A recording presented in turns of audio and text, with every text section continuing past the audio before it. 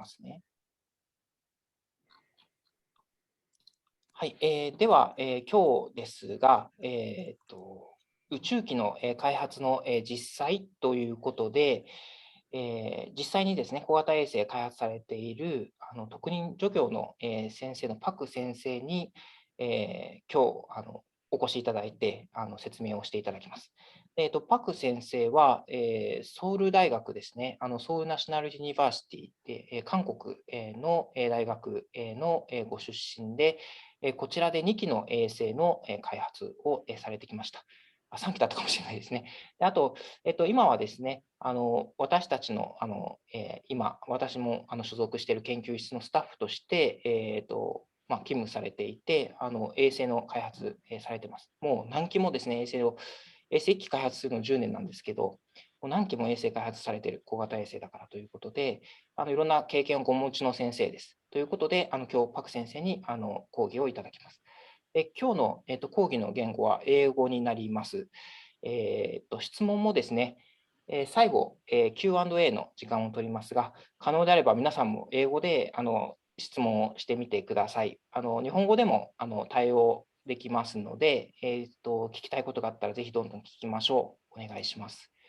はい、ここまで何か質問はありますでしょうか。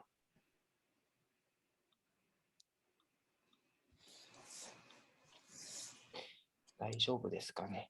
はい、それではパク先生、could you start your presentation? So could you share your slide? はい、見えてますか？はい、見えてます。はい。So I will start my presentation. Thank you very much for the introduction, Namori sensei. I'll try to talk slowly, but if you have any questions in the slides, please stop me anytime and feel free to ask any questions. Hi, so I will start the presentation.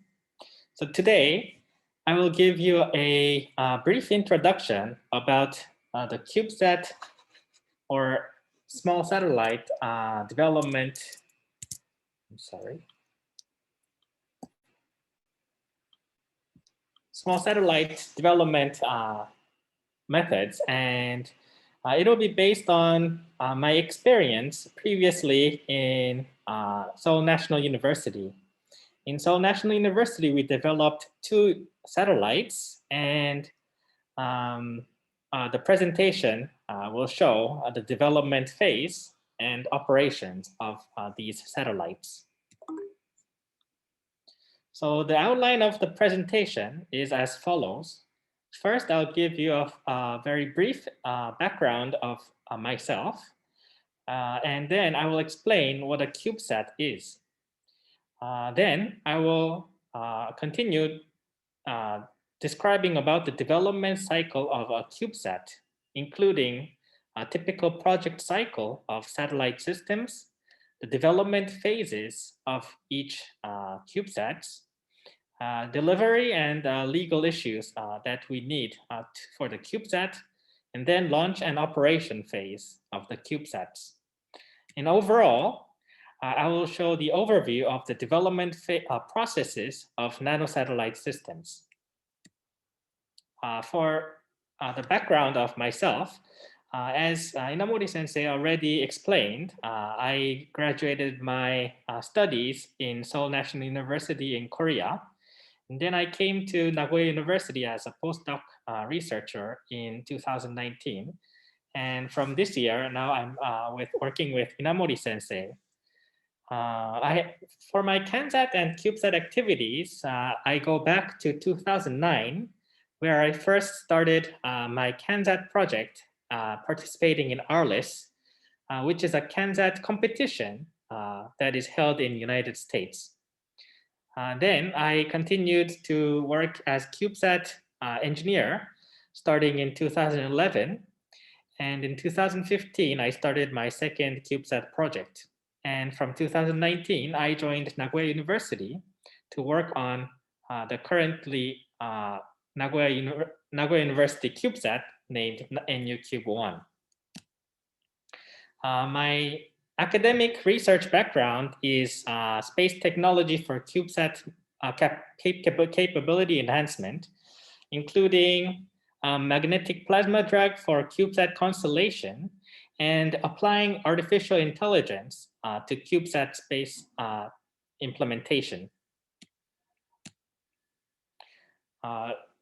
Just as a brief overview of the previous projects, I participated in SNUSAT 1 and 1B, which is a science project that was collaboration between many 50 universities and European Union. At this time, we had a main mission as a QB50 science payload, which was to measure the atomic oxygen and molecular oxygen in lower thermosphere. We also had technology demonstration missions such as FDIR, which is acronym for Fault Detection, Isolation, and Recovery. And also we had another tech demo mission for CMOS sensor space validation, which is validating space camera. This was first started in 2012 and was launched in 2017. These are some details of the missions, and Inamori Sensei will hand out the PDF material. And if you are interested, please look in the details of each missions. I also continued SNUSAT 2, which is our second CubeSat mission in Seoul National University. The mission started in 2015, and the main mission was early point of interest scanning using a medium resolution camera. We also had other sub-missions such as self-active debris removal and star tracker development for high precision accuracy knowledge. The time schedule of this CubeSat was started in 2015 and launch was in 2018. So compared to previous SNUSAT 1 mission, whereas the SNUSAT 1 had 5 years of development time, SNUSAT 2 only had 3 years of development time. So we had to take some shortcuts in the development phase. So I will explain what kind of shortcuts we took and the advantages and disadvantages of such decisions. So in order to have our early point of interest detection, which was to check the vegetation of Korea, we had a multispectral imaging mission, which was to obtain the vegetation index of using the camera. However, as we only had one single camera, we applied a multi-band pass filter to only pass specific bands of the visual ray. And we used this information for our vegetation index measurement mission. These are some images that we took after using the filter and vegetation indexing.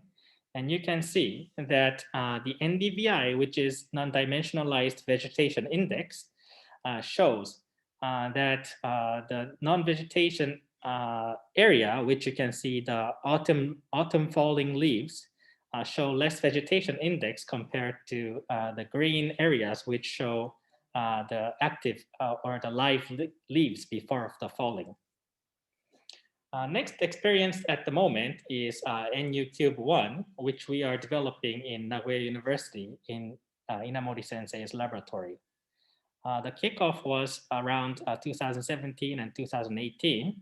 And now we are preparing and ready for FM phase. And we are going to launch next year.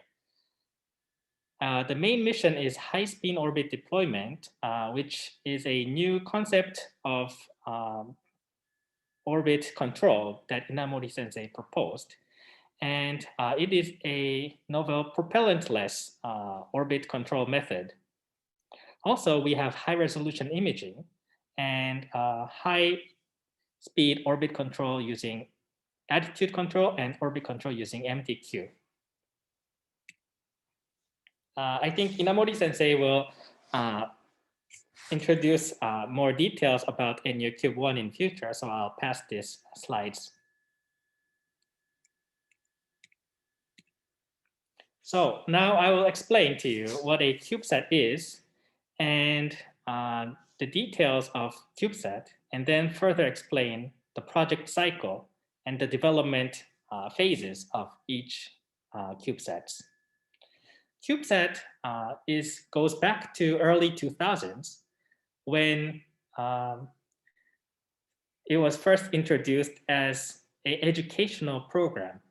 Actually, in 2003, 6 CubeSats were launched as educational programs. And at that time, the size of the CubeSat was very small, as on the left side of the camera.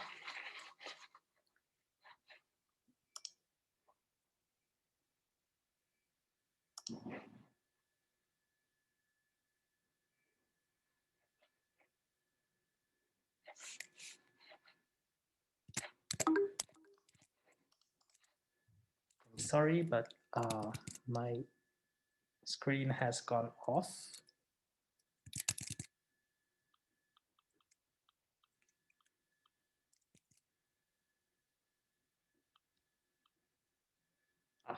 I'm sorry.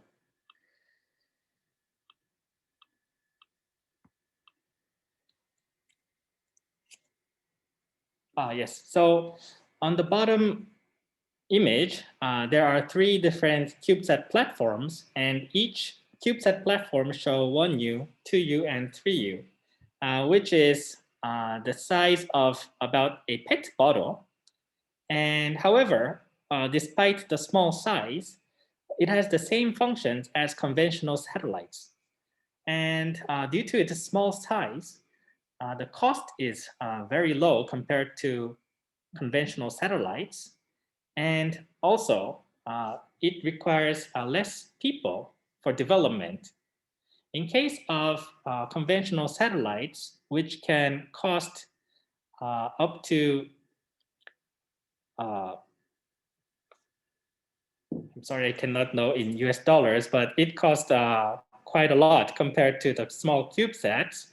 It allows universities to develop satellite systems within laboratories. So it has been widely used for educational purposes.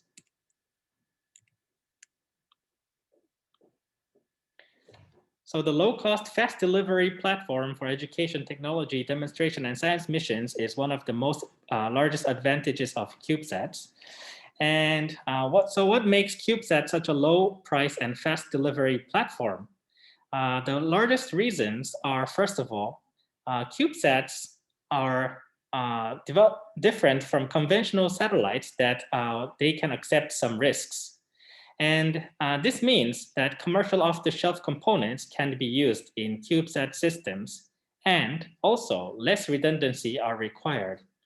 In case of conventional satellites, it is difficult to use commercial off-the-shelf components because they do not have flight heritage. Flight heritage means that it has been flown before in previous missions.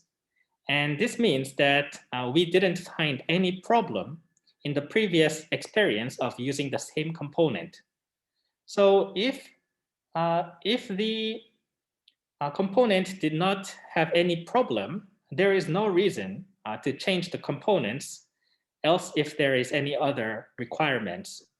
So these previously flown components, however, are normally radiation hardened or specifically designed components, and therefore it is extremely expensive compared to commercial off-the-shelf components. Here, commercial off-the-shelf components means any components that we can easily get from stores. So accepting some risk makes the CubeSat a low-cost platform. Also, there are small size benefits, such as cheaper testing costs, and also cheaper launch prices because we can piggyback launch the CubeSat. Here, cheaper testing costs means cheaper facility costs during thermal vacuum test or vibration test, which I will explain in the further slides. Piggyback launch means launching our CubeSat together with other payloads or other satellites. This makes the launch cheaper because we do not have to get our own space launcher, and normally space launchers are much bigger compared to CubeSats. So we can share the cost with other customers. Next is human resources. CubeSat typically requires less people. I would say from 5 or 6 people to 10 or 12 people is enough for CubeSat development. And typically, CubeSat is normally developed within the academia, which means we don't need to hire other people. So actually, the budget in manpower is almost none, because we are developing as educational purposes. So considering all these aspects, the CubeSats are low price and fast delivery platform. So how can we use such low price and fast delivery platforms? Why are they being used in space systems? The reason is we can use these CubeSats for high-risk missions. If we use a conventional satellite, which costs much more compared to CubeSats and which take a long time, normally from 7 to 8 years of development, the risk of losing the satellite in the mission is too high. So normally we use these CubeSats to take the risks which we can bear in losing or failure. And these missions are normally used in in-orbit technology demonstration and or education.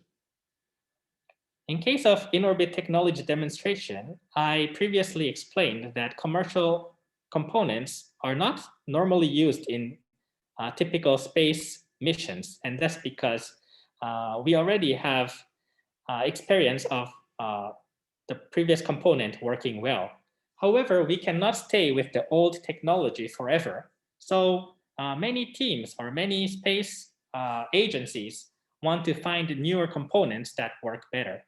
So we continuously try using new components, and many CubeSats are using these components to check if it works well in space.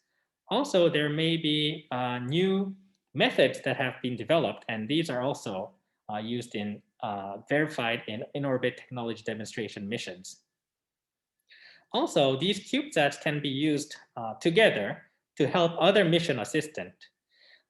So as a mission assistance system, there is a case where 2 CubeSats went to Mars together previously with Marco. And this is a NASA mission that had a lunar Mars lander. And during the Mars landing, because of communication blockout, the CubeSats were used to help Earth and the Mars lander communicate via the relay. You can see the conceptual diagram of the relay on the left, where the Mars lander would communicate with the 2 CubeSats using UHF frequency, and the Marco, A and B, the CubeSats, will send the telemetry to Earth using X-band. In the middle, you can see the actual CubeSat, which in this case is a 6U CubeSat. And at this time, the CubeSat only weighed 8 kilograms. So although you can see that the CubeSat is small, it has the capability of performing such missions. Although small, the CubeSat technology is currently being evolved rapidly.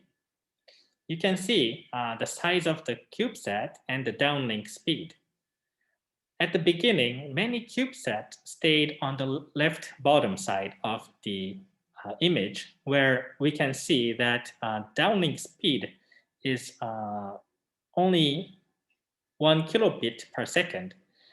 This means it takes a whole day to download one single image that we take with our camera. However, now the satellites CubeSats have evolved so that they can even download 100 images per day, which is 100 times evolvement since the year 2000. Nowadays, the capability is continuously rising, and that is why many companies and space agencies are considering the use of CubeSat.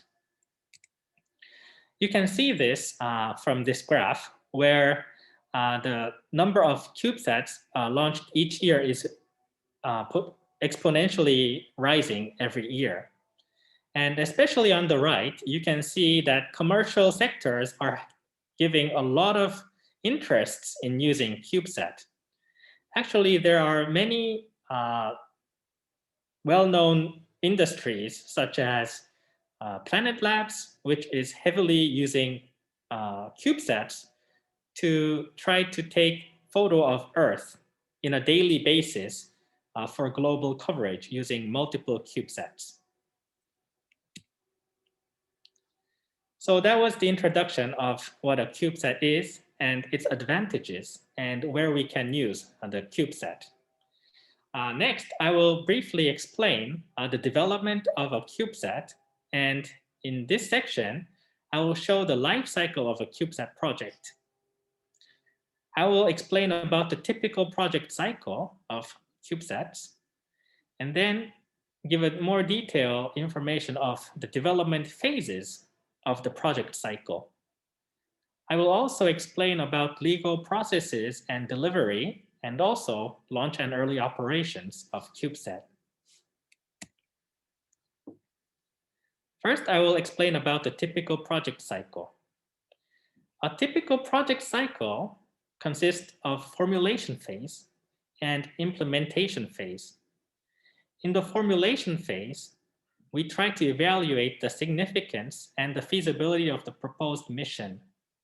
In this formulation phase, we break down the mission, and we try to find the detailed requirements and validation methods for the given mission.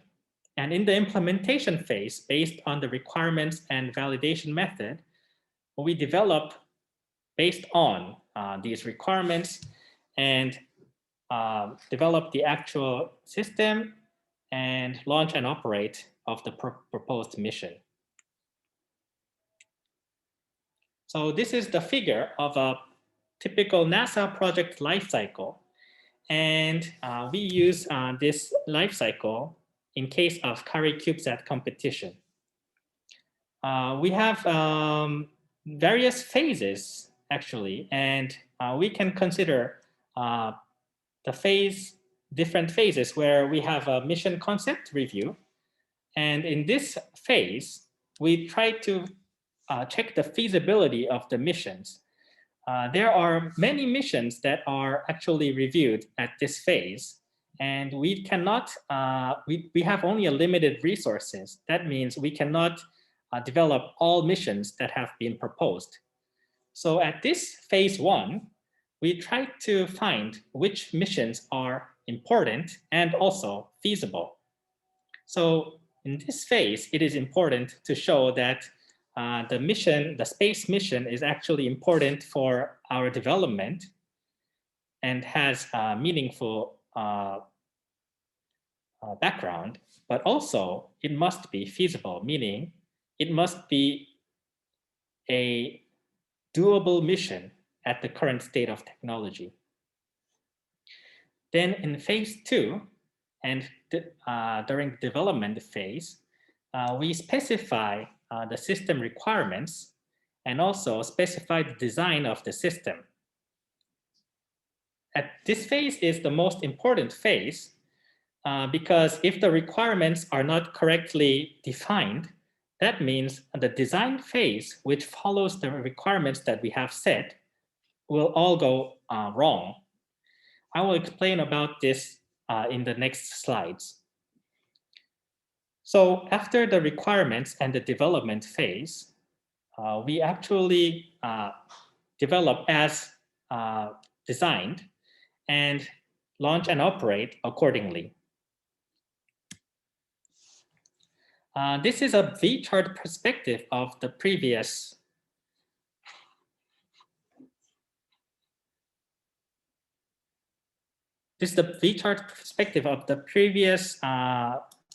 project cycle, and I'm not sure if I can try to show you the spotlight.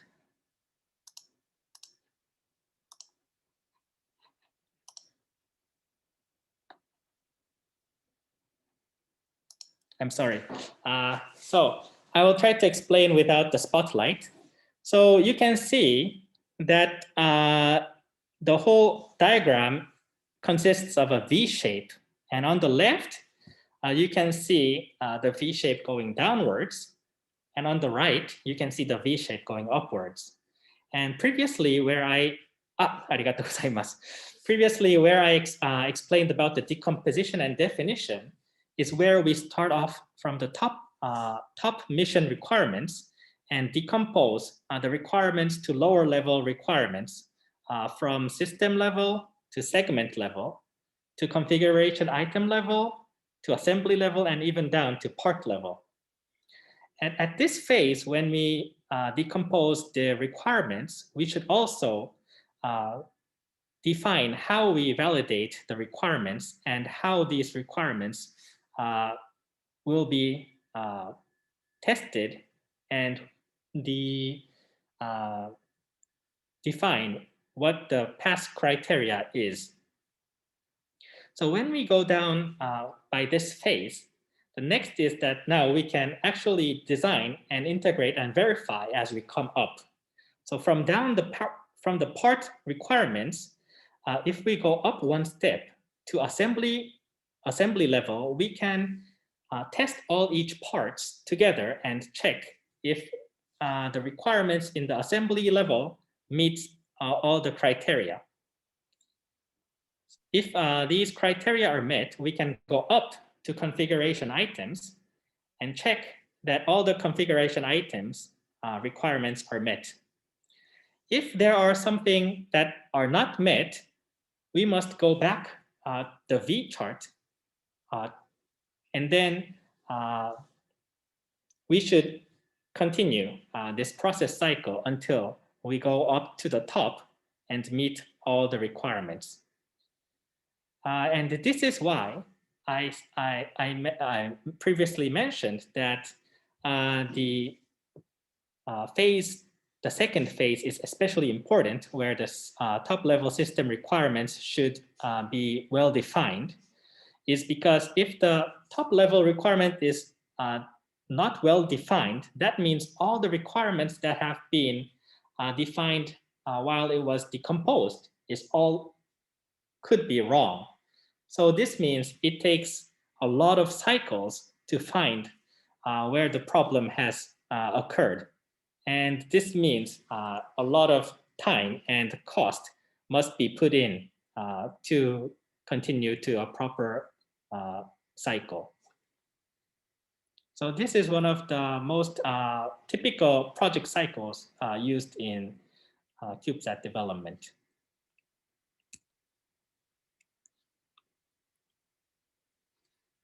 So during these development phase, we perform many design reviews in order to check whether this process that we are taking is being done correctly.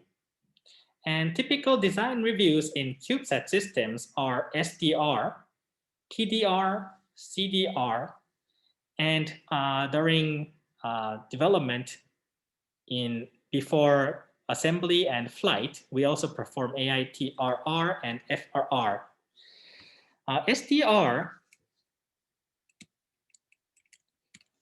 SDR is a system design review where we have an established functional baseline, and this actually it's quite a mixture of system requirement review and mission design review. And in this phase, we should fully define our missions and the different mission requirements that are falling from the top level requirements, and how we will design our mission satellite. And in preliminary design review, which is a PDR, is actually the stage where we do have specific satellite designs. In this phase, we should actually already have a working model of a satellite. There could be some different solutions that might lead to different designs, but however, we do have a core design method at this point. The CDR is a critical design review where we have our final satellite design. And at this point, we are almost at the flight model of our satellite, which means our satellite design should not change at this point. And from the critical design review, normally we have a go or no go of the final project. Then just before the AIT, which means assembly, integration, and test, we have an AIT readiness review of checking the total integration test of the final flight model. Lastly, for flight, just before flight, we perform a flight readiness review where we review the developed satellite and also review how will we operate our satellites. These are some of the example of the documents we prepare for each reviews. And these reviews are each about a few hundred pages. And it takes a lot of time, but however, by making such documents, we get to know how much ready we are from each satellite design phase, and we get to get a review of what we are lacking and what we should prepare more. So now I explained about the project cycle, and according to the project cycle, we prepare different project models. And actually, it depends on the design philosophy. But in this case, I will explain to you in two different design philosophies because these two design philosophies were used in developing SNUSAT 1 and SNUSAT 2. So because during the project cycle phase I explained to you before, multiple CubeSat models are developed depending on the design phase. So there are, first I will explain the two design philosophies and then link the design models on the design cycle. So one of the design philosophy is the conventional design philosophy where we follow building a breadboard model, structural and thermal model, engineering model, and flight model, depending on the design phase. Another philosophy, design philosophy, is the proto-flight model, where we only develop a single CubeSat that will be launched to space. These design philosophies have trade-off in cost between time and money and reliability. As you can see from the number of satellite models that is being built, a breadboard model, structural thermal model, engineering model, and flight model design philosophy will cost more time and money compared to proto-flight model. However, because we are developing multiple models that we can verify our design, the reliability of the conventional philosophy would be much more higher. In the following sections, we'll look into the pros and cons or advantages and disadvantages of the different design philosophies. パク先生、はい。if possible, can I have midterm Q&A time? はい、お願いします。はい、皆さん、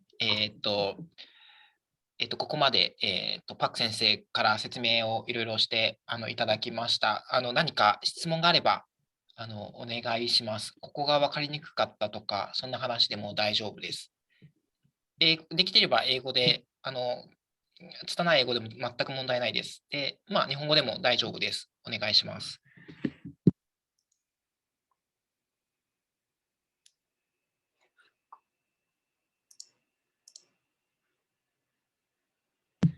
ちょっと途中から、私がちょっと連絡するの遅かったので、途中から入ってきた人もいると思うんですが、なんか質問があればお願いします。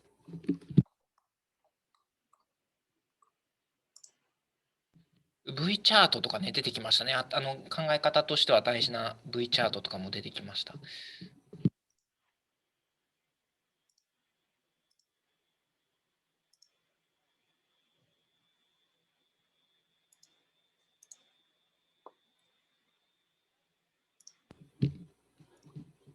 はい、皆さん何かありますかね。じゃあまた最後に時間を取りたいと思います。大丈夫ですか。はい、パク先生、Thank you very much. So, please go ahead. So, your slide. Sorry. はい。So I'll continue explaining about the different models that I just mentioned. So previously, for conventional design philosophy, I mentioned breadboard model, structural thermal model, engineering model, and flight model. And in case of the PFM design philosophy, I mentioned protoflight model. So for each model, they have their own reasons why we develop such models. Of course, it would be best if we can just develop one single model because it sounds very simple. However, during the total development phase, the breadboard model is used to test as a test model for testing some conceptual circuits or some conceptual methods. And we do not need a fully working satellite configuration at this time. And we only need a cheap partial model where we just need to verify whether some specific methods are working or not.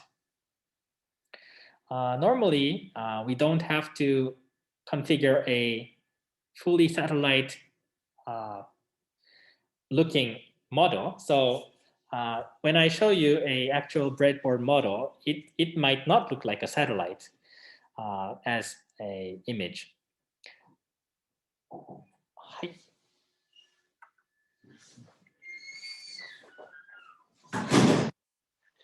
Next is engineering model, where this is actually close to flight and does look like actual satellites.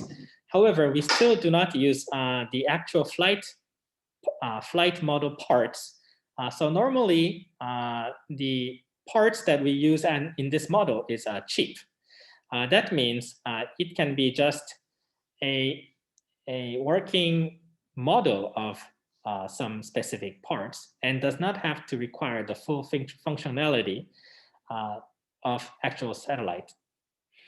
We also developed structural thermal model, where in this part, we don't have to have the actual functioning parts inside the satellite, but we only replace the thermal and structural characteristics of what our satellites would look like.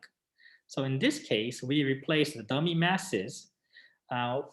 We place dummy mass or dummy power dissipating components so that it merely shows the thermal and structural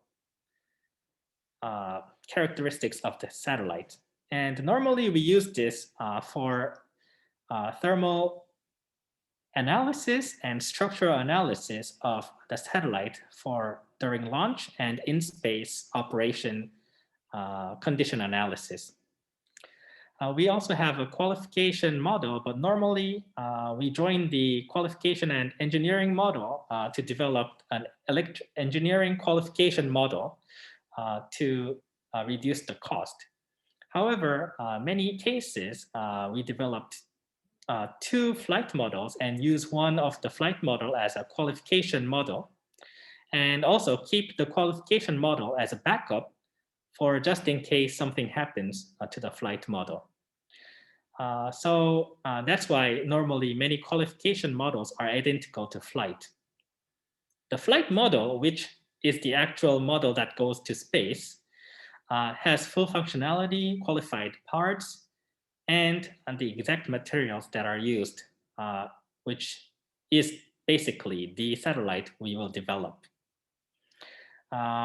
Next, we'll jump to a proto-flight model, which is full functionality and qualified parts and material and processes from the beginning to end. So in case of the top 5 models we developed during the conventional design philosophy, and in case of proto-flight philosophy, we just develop the PFM. So considering the cost and price, it's quite obvious that proto-flight model will be cheaper.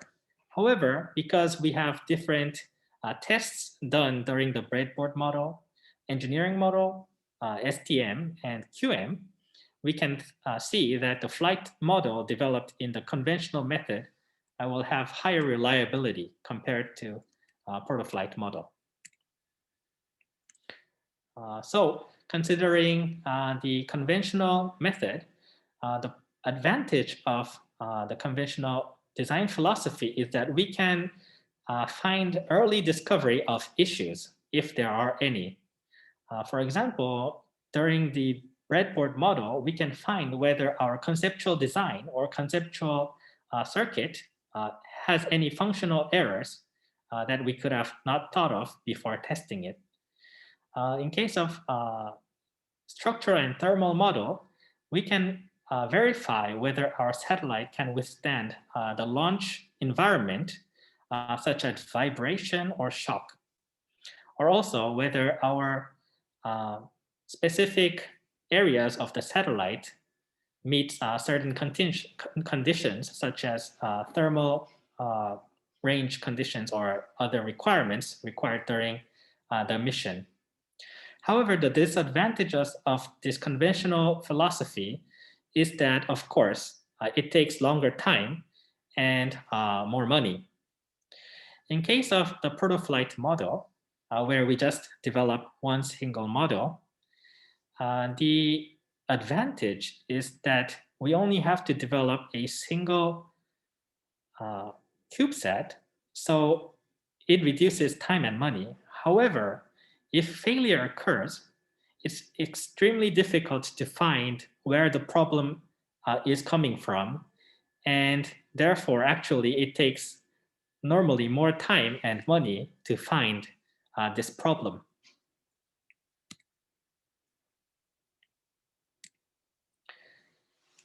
So this is actually a curve that shows the cost when we find the problem.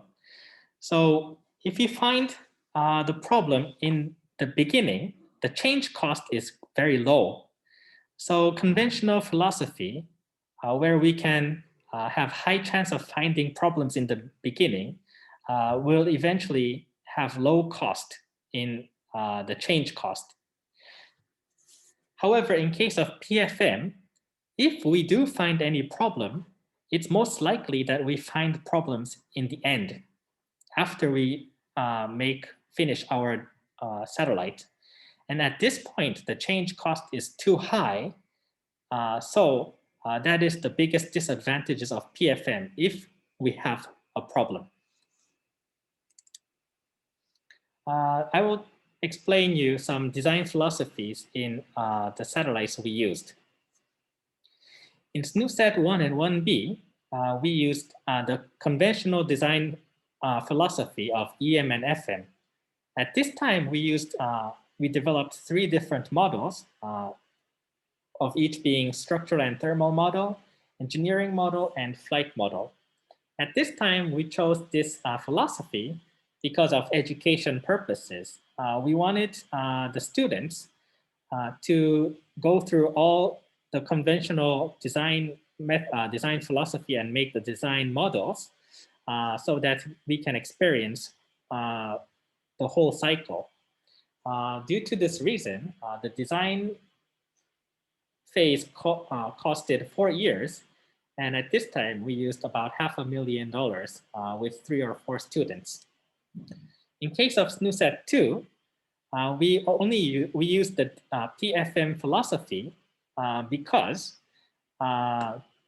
we had very low delivery time and cost. So we had to use PFM because we didn't have time or money. At that time, we only had 2.5 years of development period given to us. And eventually, we only used 150K US dollars at that time. So we cut the development time to half and the development cost to 1/3. In case of NU Cube 1, at the moment, we are using the conventional design philosophy, and we have developed a breadboard model, engineering model, and flight model. The reason for this design philosophy is education and reliability. And at the moment, the cost and time is less than SNUSET 1, but more than SNUSET 2. This is the different models that we have developed previously in SNUSET 1 and 1B. You cannot see the inside of SNUSET 1B STM, but as this is a structural and thermal model, we do not have to use the actual components or parts. Therefore, you can see on the top just an aluminum block. And this is a structural dummy mass of the actual sensor we used for SNUSET 1. And as shown, we don't have to use the actual sensor, but just a dummy mass that represents the characteristics of the sensor. So that is why structural and thermal model is cheaper, but we still can perform a similar analysis in structural and thermal way in order to verify the environmental conditions. We used this model for vibration test at that time. And we also did partial thermal test, but was not used during our satellite development, but just for educational purposes. In case of engineering model, we had the working electrical components inside the satellite, but we did not use the solar cells or solar panels at that time because of the cost. So we tried to validate as much as possible at that time. And you can see many harnesses going inside the engineering model because of the components that we have inside, the electrical components that we have. And at this time, we performed a vibration test, shock test, and thermal vacuum test in order to verify that our satellite is functional in space environment. And on the right is the flight model, which is a fully integrated flight configuration, including the solar panels. And at this time, we performed vibration test and thermal vacuum test to verify that our integration was complete. Although we do perform the same tests, the same kind of tests between EM and FM, such as vibration test and thermal vacuum test, we have different levels of testing, which means we have a weaker vibration level and also a less or shorter thermal vacuum test so that we do not destroy our flight model by overstressing it. Next is SNUSAT 2. At this time, we developed a single PFM based on the PFM philosophy. And same as the previous flight model in SNUSAT 1, where we performed a weak vibration test and short thermal vacuum test, we also performed only a weak vibration test and a short thermal vacuum test, just to check that our satellite has been integrated properly. In case of NU-Cube 1, we also further performed radiation tests such as SEE test, which is a single event effect test, and TID, which is a total ionization dose test, in order to check whether our specific parts used in our satellite can withstand the space environment of radiation. In space environment, we have energetic particles from either the sun or from the galactic cosmic ray, or also due to the trapped ionized particles, and therefore we must perform single event effect test, where we have very high energy beams being radiated to our satellite. We also have gamma rays, which is continuously degrading our components, such as solar arrays or different components. We should test TID effect such that our satellite can last the life cycle during the operation phase. This is actually a different slide, but in case of what I wanted to say is that in this slide is that conventional methods are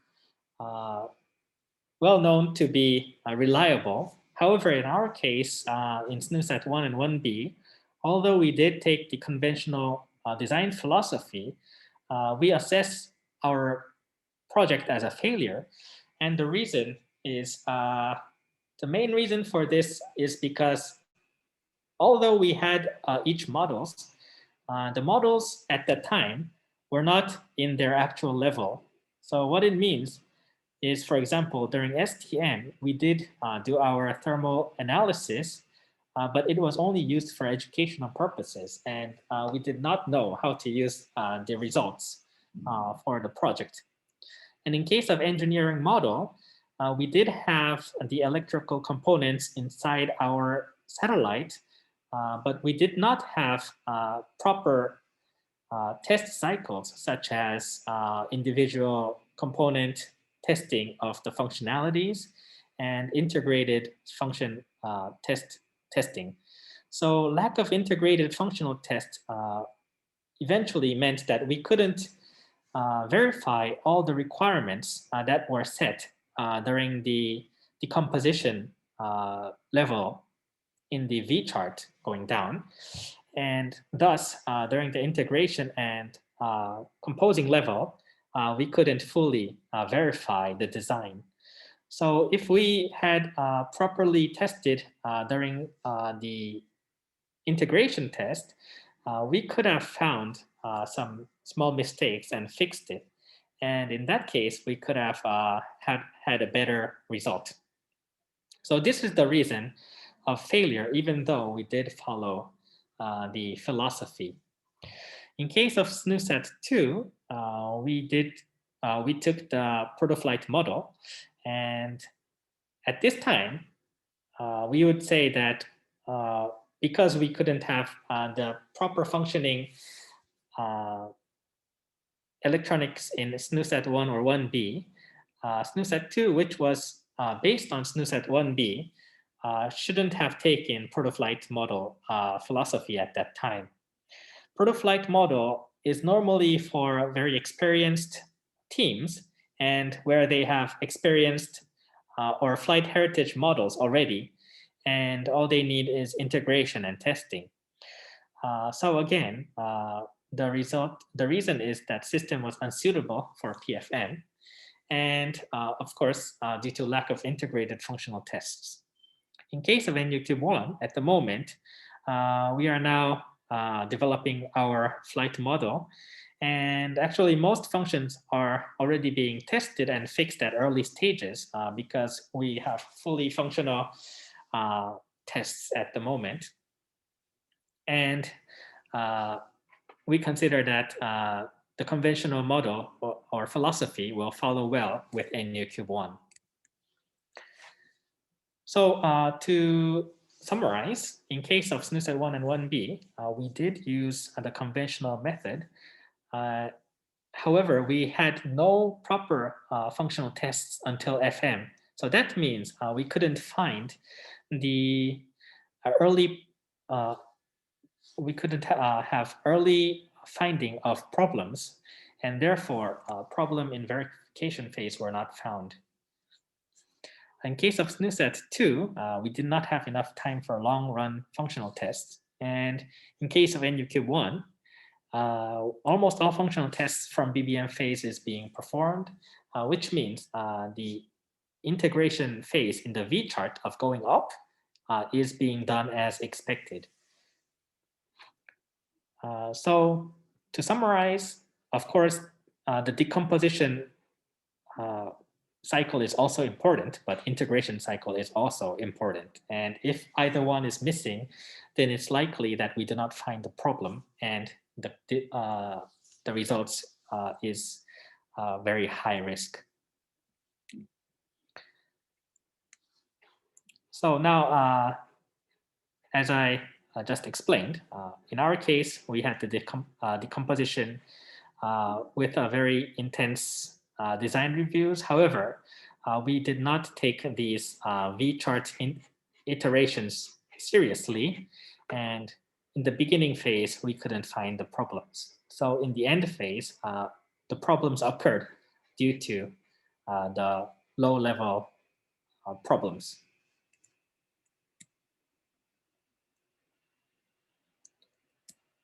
So next, I will move on to AIT. During the development phase. So AIT is means assembly, integration, and test, and is basically testing and qualification of target system model. And normally testing can improve system reliability because, of course, we can find some problem that we have previously defined on. And normally, we can find something called a bathtub curve. We can define this bathtub curve where when we test, we find early failures. And by fixing the early failures, we can reduce the overall failure rate. However, the more we test, there's failure due to wear out failure. So this means due to thermal stress or mechanical stress or electrical stress, there's a possibility that our components or parts in the satellite might fail. So we want to reduce or minimize these early failures that we can find during testing. And also we try to reduce, not to make the wear out failure too much. So at the time, we try to stay in this area where it's a bathtub curve is the minimum. And the shape of this looks like a bathtub curve, and that's why we call it a bathtub curve. So when we can stay in this area by using the conventional philosophy where we have EM and FM, the exactly same identical system. And since we have done all the same tests during the EM, we can reduce this early failure. While performing just the minimal test on the flight model, we can try not to increase the wear out failure too much. And this is the whole background about AIT. So in order to find the early failure, we perform various tests, such as vibration tests, or shock test, and thermal vacuum tests. So this is a picture of the test we performed during the EQM test campaign. And also, after flight model assembly, we also perform the similar tests on the flight model, however weaker. I'll explain to you this in a few slides. So normally, we perform these kind of AIT tests, and they are divided into a few different sections. So first is thermal vacuum test campaign, which we test our satellite in different temperature and different pressures so that the test environment is similar to our actual mission environment. We also perform vibration test campaign in order to check whether our satellite can withstand the structural environment during launch and separation into orbit. We also perform radiation tests in order to check whether our satellite can withstand the life during in space where the satellite is exposed to radiation. This is a space environment testing scheme of SNUSAT-2. And at that time, we had two large schemes where we had the vibration campaign and the thermal vacuum campaign. At the time, we didn't perform any radiation test because in Korea, actually, it's very difficult to find the radiation environments. In case of thermal vacuum test, the main objective is to confirm that our satellite mechanical and electrical components will survive during the temperature range of our orbit. And normally, we detect the maximum expected temperature range, typically using thermal analysis in computational analysis. And then we add some margin on top and bottom, and then perform this thermal test within thermal vacuum tests. Within the thermal vacuum tests, we perform thermal cycling between the cold and hot. And during each thermal sinks, so in the cold sink or hot sink, we perform functional tests to make sure our satellites can function in either temperature. And the main difference between protoflight and qualification is normally the number of cycles we perform. And in case of flight model, we reduce the number of functional tests in order, we reduce the number of cycles in order to reduce the stress that is done on the satellite. Next, we also have a bakeout where we vacuum out the chamber and raise the temperature to normally about 50 degrees or higher, and keep the temperature for keep vacuum and temperature for 24 hours. The reason we do this is to reduce the outgassing of the system, and outgassing is in the material of the satellites, there are porous materials which contain the various atmospheric constituents, such as water molecules or different gases, which are already soaked inside the porous materials. And if it is exposed to high temperature and vacuum, these materials are being outgassed. And in case of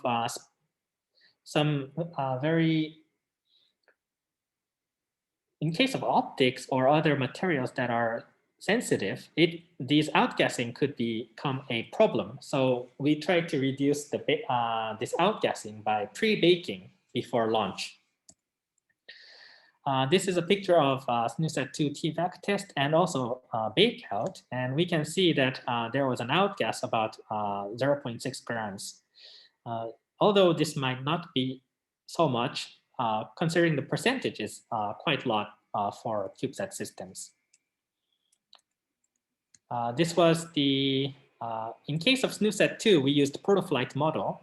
So we reduced the number of cycles used for the thermal vacuum test, and then we used the later 24 hours for bakeout.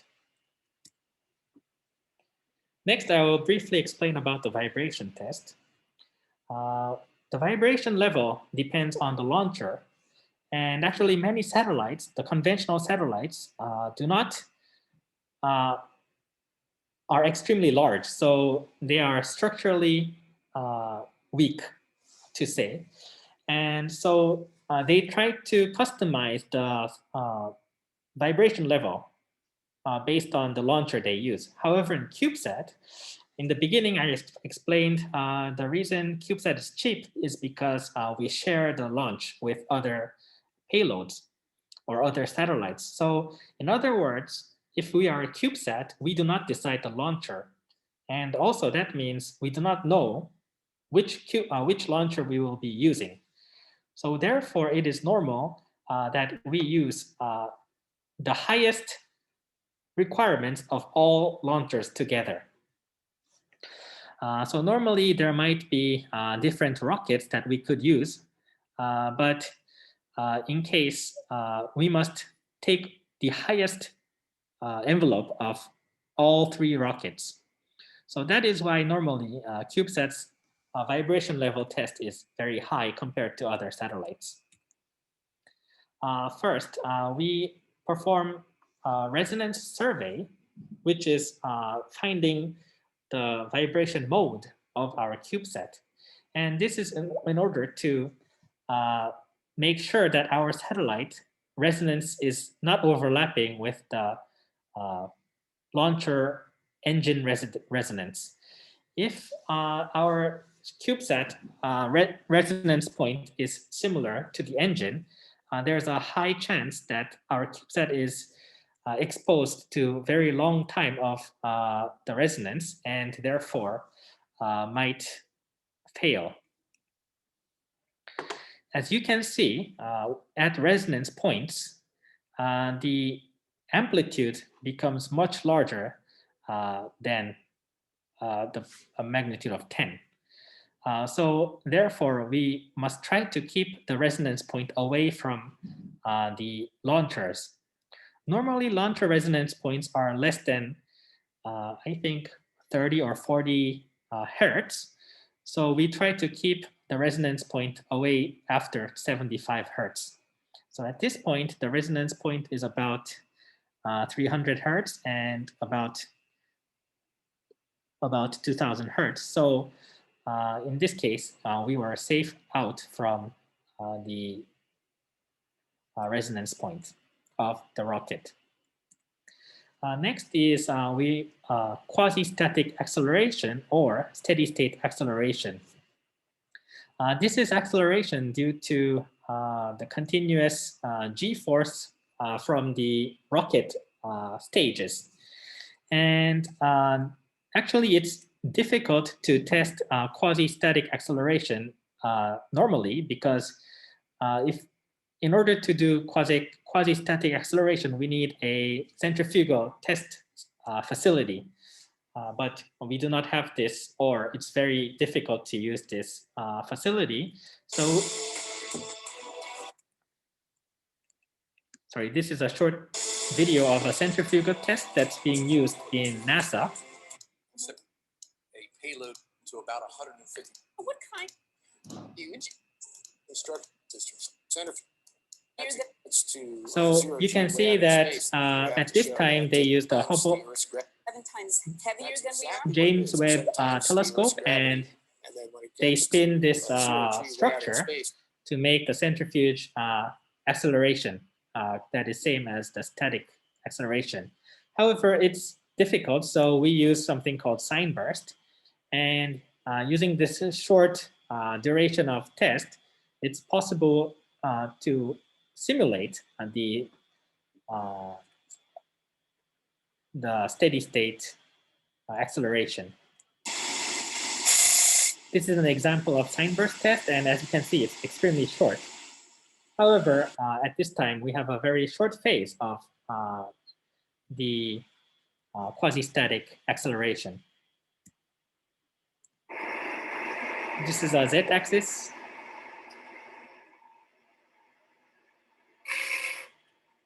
And that simulates the quasi-static acceleration in a z-axis. Next is a sinusoidal vibration. And a sinusoidal vibration test is performed in order to withstand the low frequency vibration due to launcher liftoff, or transonic and pogo. Pogo is due to sound waves. And actually, so before further going on, during the launch in the rocket, there are many sources of acceleration, and we cannot test all these sources at the same time. So we decompose the sources one by one and try to test them individually. So that's why we perform many different vibration tests. And this is a sinusoidal vibration test, and normally we consider this as a low-level sine test.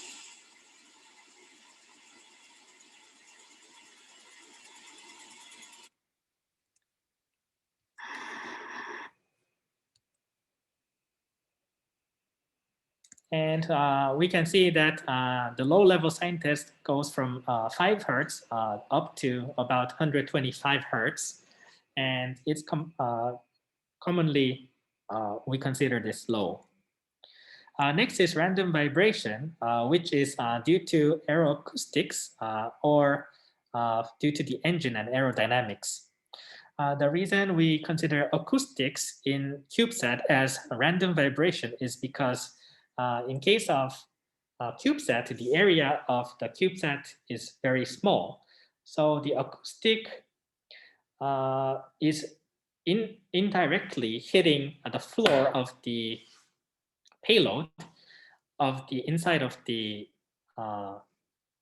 payload, and the random vibration is coming propagated due to the mechanical characteristics in the nearby. So we also consider acoustics as random vibration for small objects like CubeSat.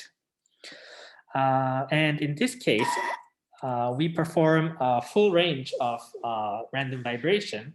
And actually, I consider the random vibration the most harsh test because this is where normally many failures occur.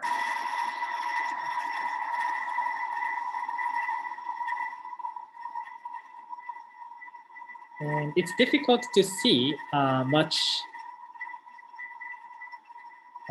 dynamical visually. However, after the test, we find a lot of problems, such as some bolts or nuts being loose, or some other teams found that their solar panel was broken after the random vibration.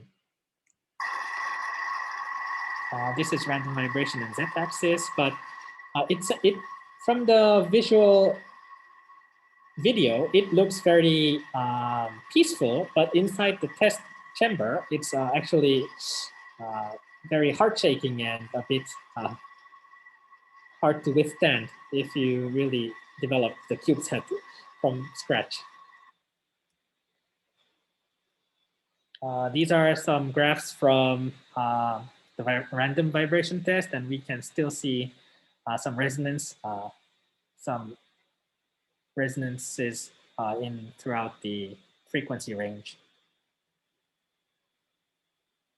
Lastly, we perform shock test, and this shock test is to confirm whether the system withstands shock due to pyrotechniques or other deploy mechanisms in the launch. The pyrotechnique means that there is some fireworks, for example, inside the structure bolts. It's difficult to, in the launcher systems, we have various stages in the rocket. And also we have fairing that covers the satellite. And after normally first stage cutoff and fairing cutoff, we also have normally second stage and also satellite separation.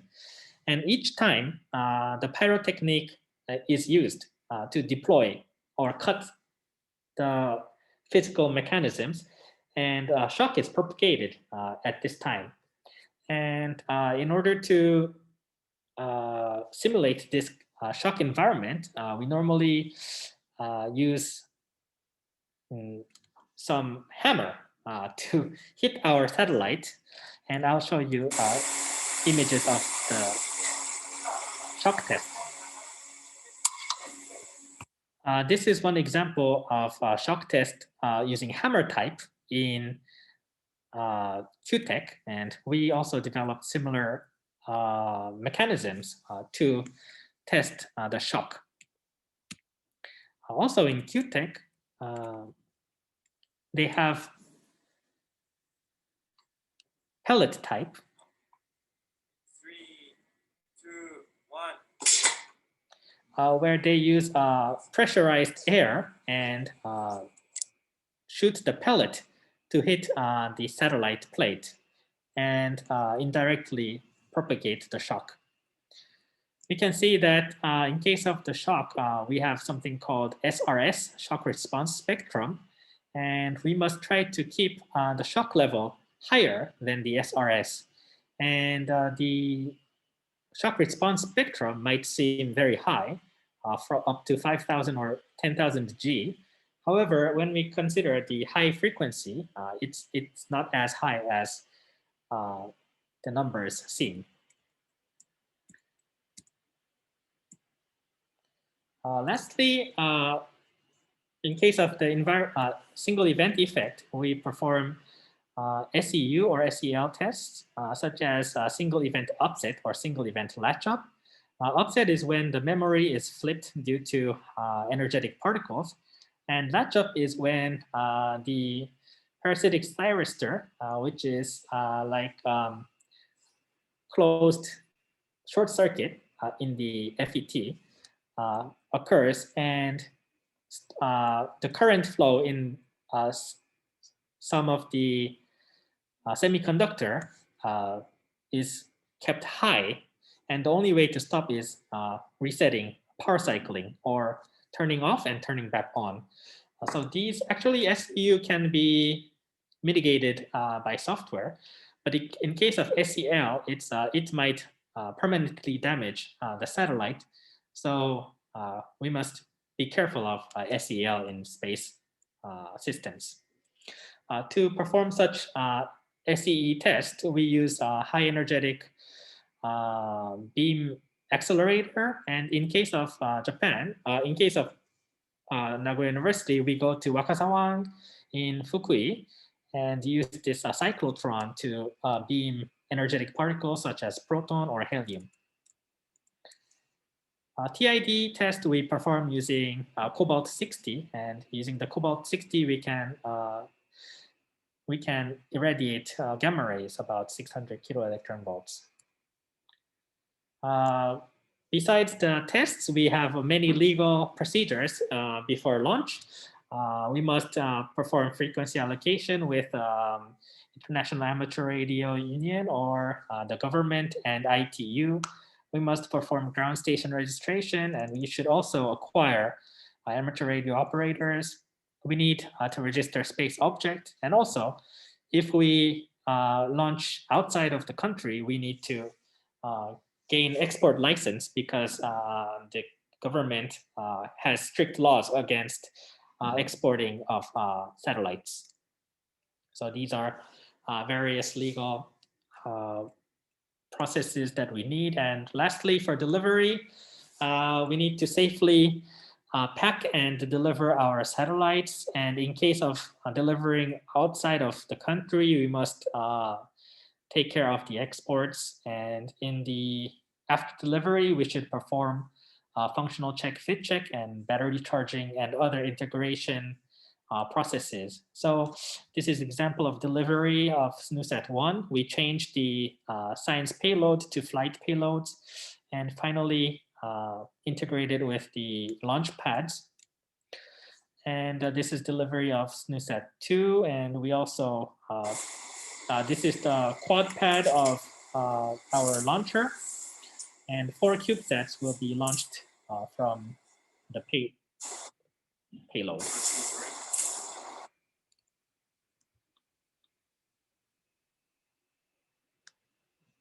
We think the computer stopped. Sorry.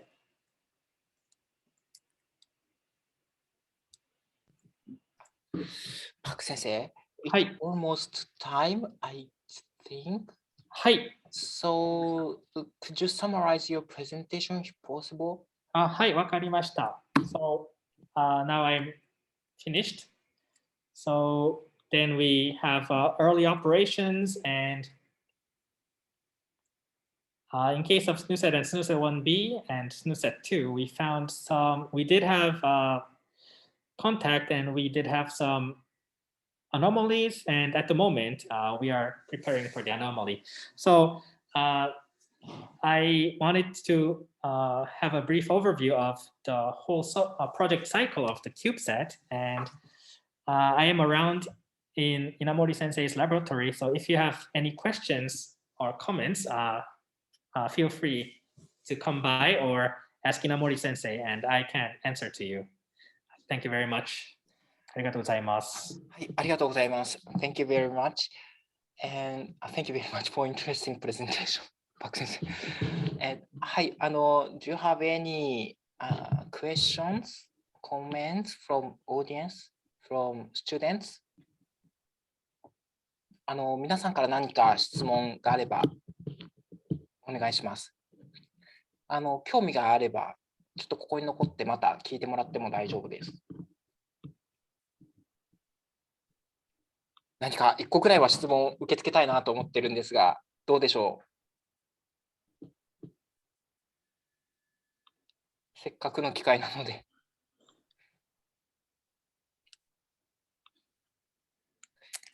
ありませんかね。毎年1回は誰か質問してくれるんですが。